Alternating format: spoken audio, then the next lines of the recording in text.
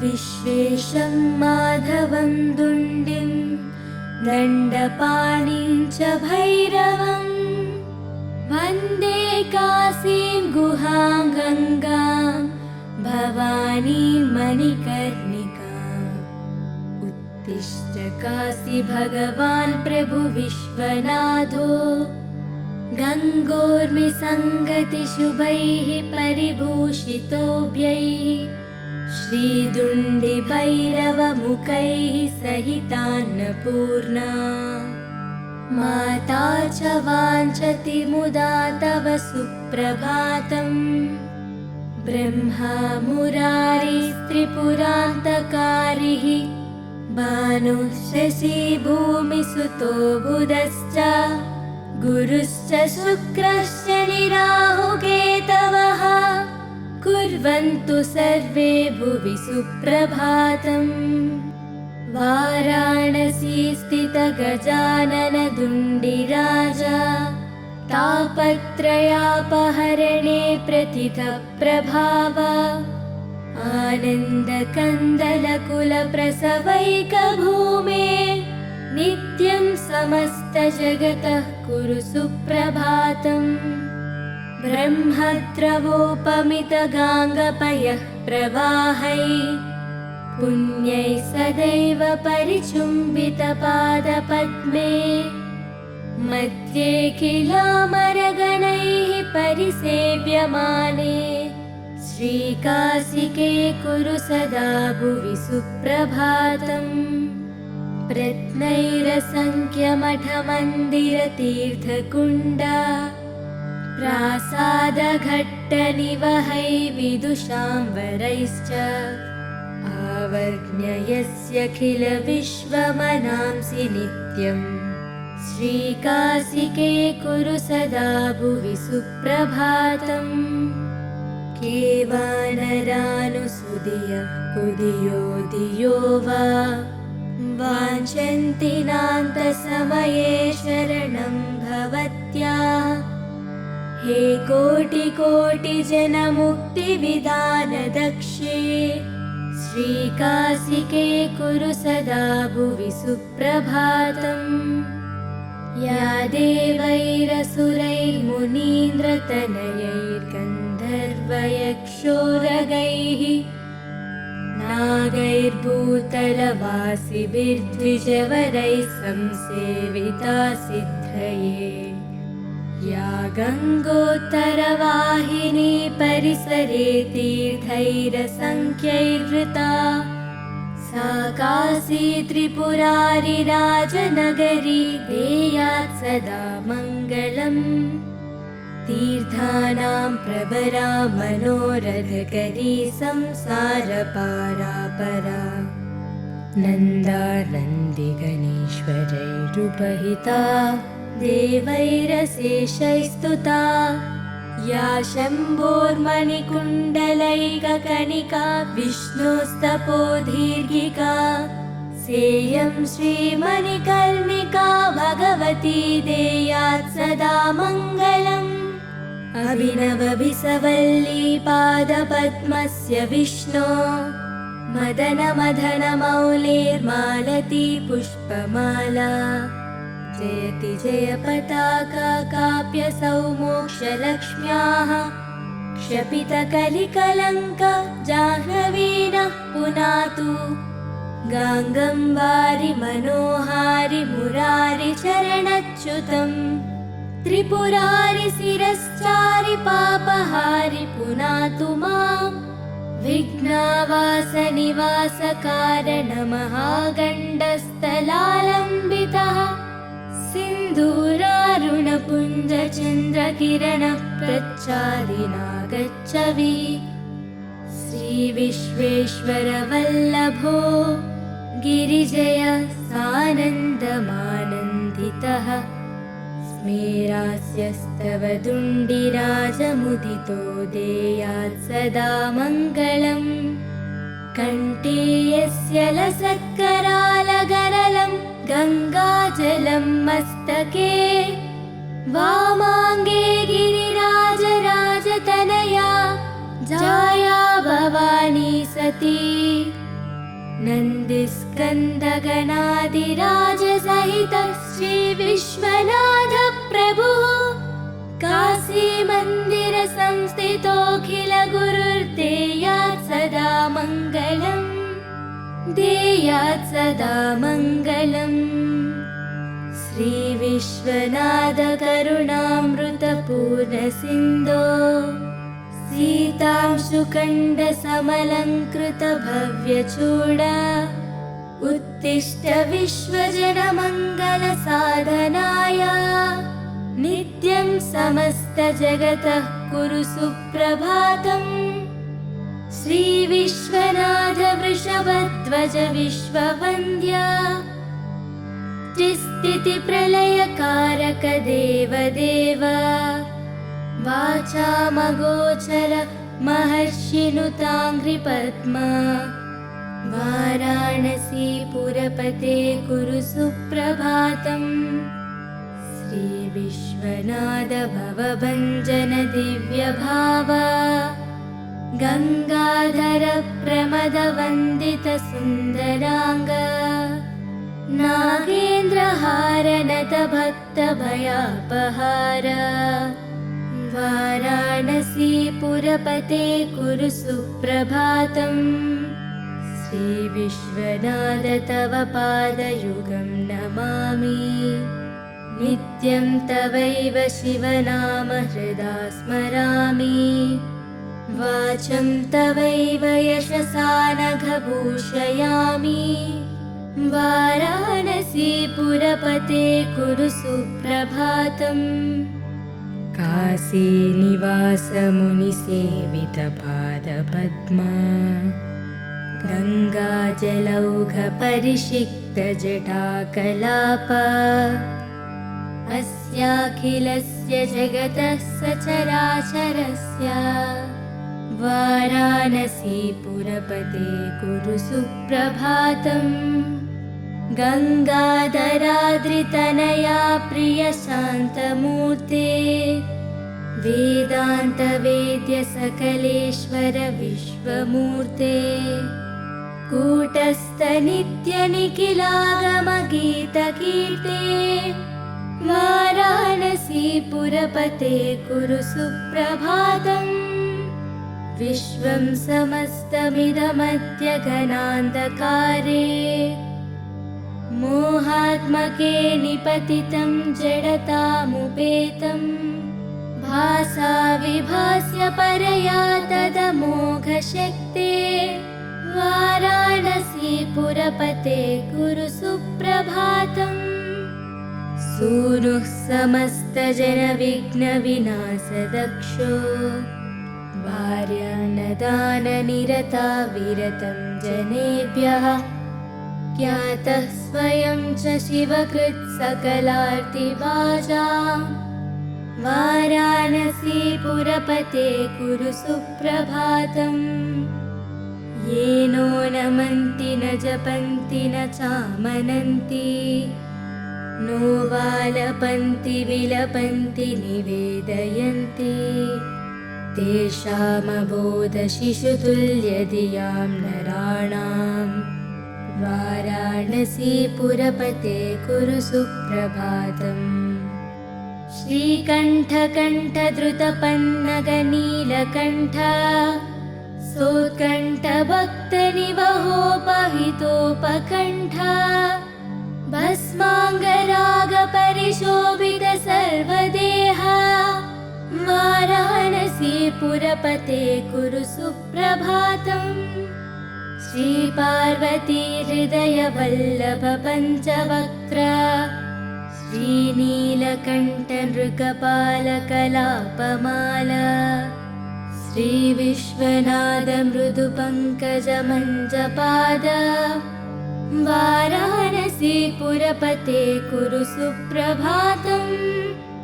दुग्धप्रवाह कमनीय तरङ्गभङ्गे पुण्यप्रवाह परिपावित भक्तसङ्गे नित्यं तपस्वी जनसेवित पादपद्मे गङ्गे गङ्गे शरण्य शिवदे कुरु सुप्रभातम्।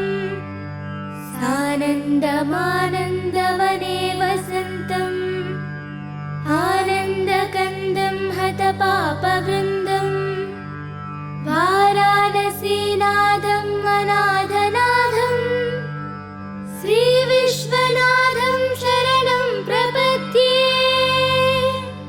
श्रीविश्वनाथं शरणं प्रपद्ये श्रीविश्वनाथं शरणं प्रपद्ये।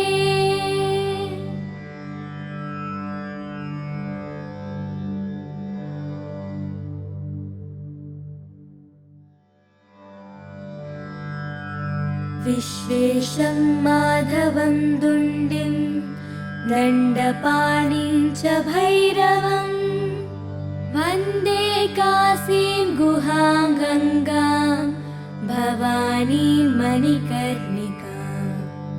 उत्तिष्ठ काशी भगवान् प्रभु विश्वनाथो गङ्गोर्मिसङ्गतिशुभैः परिभूषितोऽभ्यैः श्रीदुण्डिभैरवमुखैः सहितान्नपूर्णा। माता च वाञ्छति मुदा तव सुप्रभातम् ब्रह्मा मुरारिस्त्रिपुरान्तकारिः भानुः शशी भूमिसुतो बुधश्च गुरुश्च शुक्रश्च निराहुकेतवः कुर्वन्तु सर्वे भुवि सुप्रभातम्।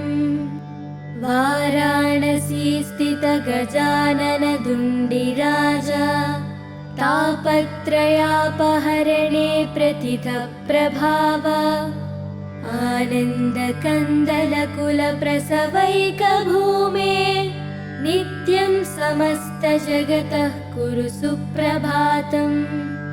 ब्रह्मद्रवोपमितगाङ्गपयः प्रवाहै पुण्यैः सदैव परिचुम्बितपादपद्मे मध्ये किलामरगणैः परिसेव्यमाने श्रीकाशिके कुरु सदा भुवि सुप्रभातम्। प्रत्नैरसङ्ख्यमठमन्दिरतीर्थकुण्ड प्रासादघट्टनिवहै विदुषाम्बरैश्च आवर्ण्ययस्यखिल विश्वमनांसि नित्यम् श्रीकाशिके कुरु सदा भुवि सुप्रभातम्। केवानरानुसुदिय कुदियो दियो वा वाञ्छन्ति नान्तसमये शरणं भवत्याः। हे कोटिकोटिजनमुक्तिविधानदक्षे श्रीकाशिके कुरु सदा भुवि सुप्रभातम्। या देवैरसुरैर्मुनीन्द्रतनयैर्गन्धर्वयक्षोरगैः नागैर्भूतलवासिभिर्द्विजवरैः संसेविता सिद्धये। या गङ्गोत्तरवाहिनी परिसरे तीर्थैरसङ्ख्यैर्वृता सा काशी त्रिपुरारिराजनगरी देयात् सदा मङ्गलम्। तीर्थानां प्रवरा मनोरथकरी संसारपारापरा नन्दानन्दिगणेश्वरैरुपहिता देवैरशेषैस्तुता। या शम्भोर्मणिकुण्डलैककणिका विष्णोस्तपोदीर्घिका सेयं श्रीमणिकर्णिका भगवती देयात् सदा मङ्गलम्।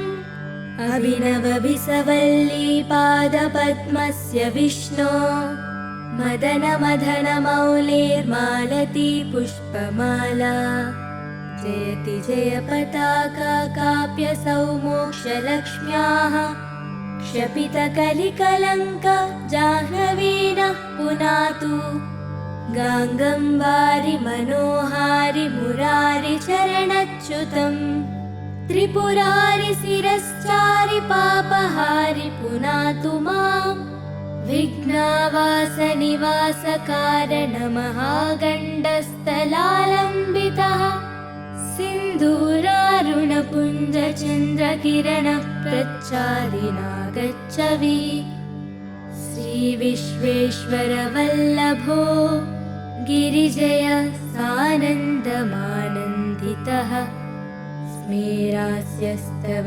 दुण्डिराजमुदितो देयात् सदा मङ्गलम् कण्ठे यस्य लसत्करालगरलं गङ्गाजलं मस्तके वामाङ्गे गिरिराजराजतनया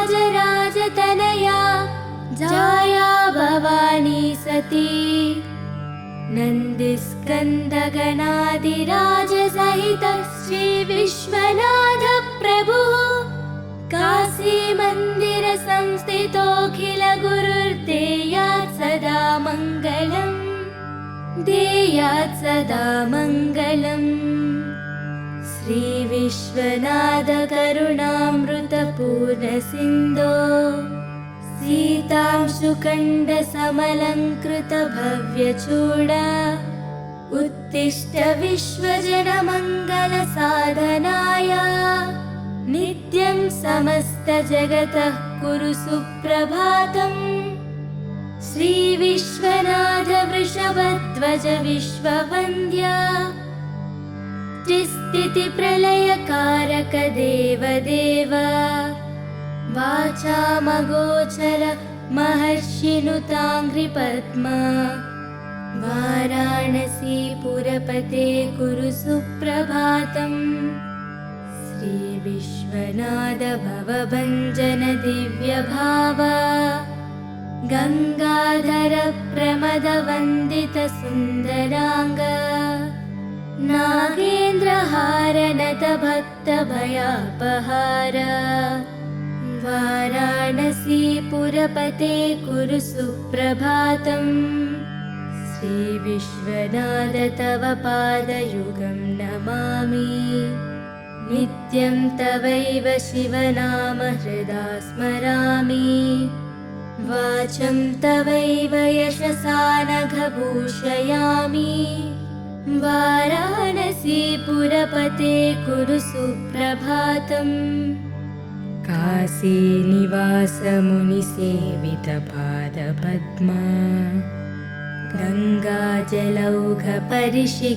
गङ्गाजलौघपरिषिक्तजटाकलाप अस्याखिलस्य जगतः सचराचरस्य वाराणसीपुरपते कुरु सुप्रभातम् गङ्गाधराद्रितनया प्रियशान्तमूर्ते वेदान्तवेद्य सकलेश्वर विश्वमूर्ते कूटस्थनित्यनिखिलागमगीतकीर्ते वाराणसीपुरपते कुरु सुप्रभातम् विश्वं समस्तमिदमद्य घनान्धकारे मोहात्मके निपतितं जडतामुपेतं भासा विभास्य परया तदमोघशक्ते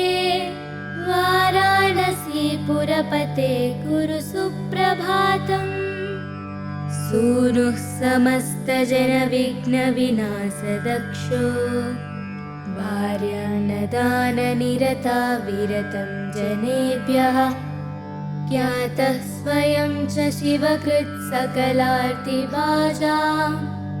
वाराणसीपुरपते कुरु सुप्रभातम् येनो नमन्ति न जपन्ति न चामनन्ति नो वालपन्ति विलपन्ति निवेदयन्ति तेषामबोधशिशुतुल्यधियां नराणां वाराणसीपुरपते कुरु सुप्रभातम् श्रीकण्ठकण्ठधृतपन्नगनीलकण्ठ सोत्कण्ठभक्तनिवहोपहितोपकण्ठ भस्माङ्गरागपरिशोभित सर्वदेहा वाराणसी पुरपते कुरु सुप्रभातम्। श्रीपार्वती हृदयवल्लभ पञ्चवक्त्र श्रीनीलकण्ठ नृकपालकलापमाला श्रीविश्वनाथ मृदुपङ्कजमञ्जपाद वाराणसी पुरपते कुरु सुप्रभातम्। दुग्धप्रवाहकमनीयतरङ्गभङ्गे पुण्यप्रवाह परिपावित भक्तसङ्गे नित्यं तपस्वी जनसेवित पादपद्मे गङ्गे गङ्गे शरण्य शिवदे कुरु सुप्रभातम्।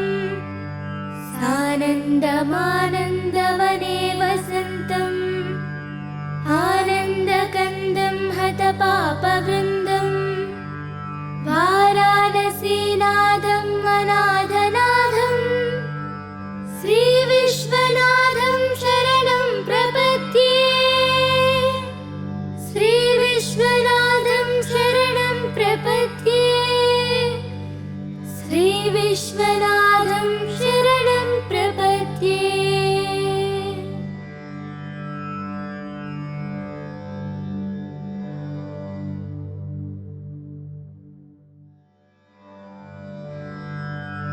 विश्वेशं माधवं दुण्डिं दण्डपाणिं च भैरवं वन्दे काशीं गुहां गङ्गां भवानीं मणिकर्णिकाम्। उत्तिष्ठ काशी भगवान् प्रभु विश्वनाथो गङ्गोर्मिसङ्गतिशुभैः परिभूषितोऽभ्यैः श्रीदुण्डिभैरवमुखैः सहितान्नपूर्णा माता च वाञ्छति मुदा तव सुप्रभातम्। ब्रह्मा मुरारिस्त्रिपुरान्तकारिः भानुः शशी भूमिसुतो बुधश्च गुरुश्च शुक्रश्च निराहुकेतवः कुर्वन्तु सर्वे भुवि सुप्रभातम्। वाराणसी स्थित गजानन दुण्डिराजा तापत्रयापहरणे प्रथितः प्रभाव आनन्दकन्दलकुलप्रसवैकभूमे नित्यं समस्तजगतः कुरु सुप्रभातम्। ब्रह्मद्रवोपमितगाङ्गपयः प्रवाहै पुण्यैः सदैव परिचुम्बितपादपद्मे मध्ये किलामरगणैः परिसेव्यमाने श्रीकाशिके कुरु सदा भुवि सुप्रभातम्। प्रत्नैरसङ्ख्यमठमन्दिरतीर्थकुण्ड प्रासादघट्टनिवहै विदुषाम्बरैश्च आवर्ण्ययस्यखिल विश्वमनांसि नित्यम्। श्रीकाशिके कुरु सदा भुवि सुप्रभातम्। केवानरानुसुदियः कुदियो दियो वा वाञ्छन्ति नान्तसमये शरणं भवत्या। हे कोटिकोटिजनमुक्तिविधानदक्षे श्रीकाशिके कुरु सदा भुवि सुप्रभातम्। या देवैरसुरैर्मुनीन्द्रतनयैर्गन्धर्वयक्षोरगैः नागैर्भूतलवासिभिर्द्विजवरैः संसेविता सिद्धये। या गङ्गोत्तरवाहिनी परिसरे तीर्थैरसङ्ख्यैर्वृता सा काशी त्रिपुरारिराजनगरी देयात् सदा मङ्गलम्। तीर्थानां प्रवरा मनोरथकरी संसारपारापरा नन्दानन्दिगणेश्वरैरुपहिता देवैरशेषैस्तुता या शम्भोर्मणिकुण्डलैककणिका विष्णोस्तपोदीर्घिका सेयं श्रीमणिकर्णिका भगवती देयात् सदा मङ्गलम् अभिनवभिसवल्ली पादपद्मस्य विष्णो मदनमदनमौलेर्मालती पुष्पमाला जयति जय पताका काप्यसौ मोक्षलक्ष्म्याः क्षपितकलिकलङ्क जाह्नवीनः पुनातु गाङ्गं वारि मनोहारि मुरारि चरणच्युतम् त्रिपुरारि शिरश्चारि पापहारि पुनातु मां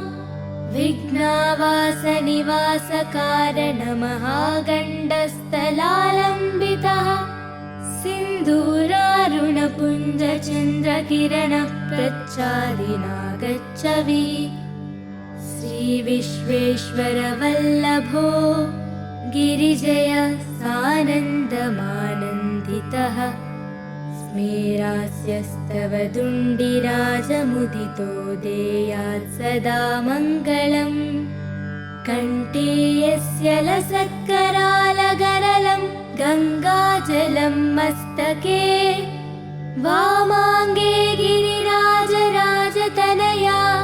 जाया भवानी सती नन्दिस्कन्दगणादिराजसहितः श्रीविश्वनाथ प्रभुः काशीमन्दिरसंस्थितोऽखिलगुरुर्देयात् सदा मङ्गलम् देयात् सदा मङ्गलम् श्रीविश्वनाथ करुणामृतपूर्णसिन्धो सीतांशुखण्डसमलङ्कृतभव्यचूड उत्तिष्ठ विश्वजनमङ्गलसाधनाय नित्यं समस्तजगतः कुरु सुप्रभातम् श्रीविश्वनाथ वृषभध्वज विश्ववन्द्य त्रिस्थितिप्रलयकारक देवदेव वाचामगोचर महर्षिनुताङ्घ्रिपद्मा वाराणसीपुरपते कुरु सुप्रभातम् श्रीविश्वनाथ भवभञ्जन दिव्यभाव गङ्गाधर प्रमदवन्दित सुन्दराङ्ग नागेन्द्रहारनत भक्तभयापहार वाराणसीपुरपते कुरु सुप्रभातम् श्रीविश्वनाथ तव पादयुगं नमामि नित्यं तवैव शिवनाम हृदा स्मरामि वाचं तवैव यशसा नघभूषयामि वाराणसीपुरपते कुरु सुप्रभातम् काशीनिवासमुनिसेवितपादपद्मा गङ्गाजलौघपरिषिक्तजटाकलाप अस्याखिलस्य जगतः सचराचरस्य वाराणसीपुरपते कुरु सुप्रभातम् गङ्गाधराद्रितनया प्रियशान्तमूर्ते वेदान्तवेद्य सकलेश्वर विश्वमूर्ते कूटस्थनित्यनिखिलागमगीतकीर्ते वाराणसीपुरपते कुरु सुप्रभातम् विश्वं समस्तमिदमद्य घनान्धकारे मोहात्मके निपतितं जडतामुपेतं भासा विभास्य परया तदमोघशक्ते वाराणसीपुरपते कुरु सुप्रभातम् सूनुः समस्तजनविघ्नविनाशदक्षो भार्यान्नदाननिरता विरतं जनेभ्यः ज्ञातः स्वयं च शिवकृत् सकलार्तिभाजां वाराणसीपुरपते कुरु सुप्रभातम्। ये नो नमन्ति न जपन्ति न चामनन्ति, नो वालपन्ति विलपन्ति निवेदयन्ति, तेषामबोधशिशुतुल्यधियां नराणाम्। वाराणसीपुरपते कुरु सुप्रभातम्। श्रीकण्ठकण्ठधृतपन्नगनीलकण्ठ, सोत्कण्ठभक्तनिवहोपहितोपकण्ठ, भस्माङ्गरागपरिशोभित सर्वदेह, वाराणसीपुरपते कुरु सुप्रभातम्। श्रीपार्वती हृदयवल्लभ पञ्चवक्त्र, श्रीनीलकण्ठनृकपालकलापमाल, श्रीविश्वनाथमृदुपङ्कजमञ्जपाद, वाराणसीपुरपते कुरु सुप्रभातम्। दुग्धप्रवाहकमनीयतरङ्गभङ्गे, पुण्यप्रवाहपरिपावितभक्तसङ्गे, नित्यं तपस्वी जनसेवितपादपद्मे गङ्गे, गङ्गे शरण्यशिवदे कुरु सुप्रभातम्। सानन्दमानन्दवने वसन्तम्, आनन्दकन्दं हतपापवृन्दम्, वाराणसीनाथ